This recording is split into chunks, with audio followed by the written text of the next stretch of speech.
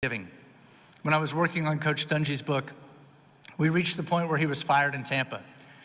And I said, Tony, how did you get over the bitterness? I mean, here you were in Tampa, you were doing what the Lord called you to do. You had built this organization on biblical principles.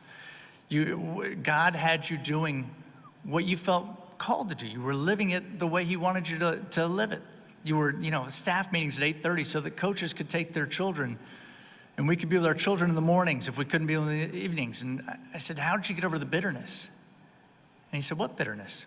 I said, well, okay, all right. The resentment, the anger, and he looked at me and said, what resentment? And I said, well, Tony, I've been bitter then on behalf of both of us for 5 years.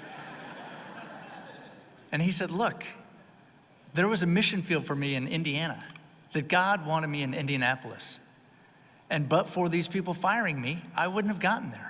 Why in the world would I be bitter for people helping me achieve what I'm supposed to achieve? Those doors were closed because God wanted them closed. What would I be bitter about?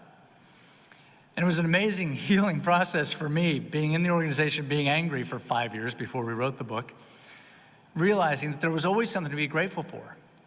That those paths that I thought I was supposed to be a GM. I turned down jobs with the Falcons and the Seahawks and the Bears thinking God had put me in Tampa. And then I realized later God had put me in Tampa for a reason, and I intersected with Coach Dungy and was supposed to do other things that God had in mind. So be grateful.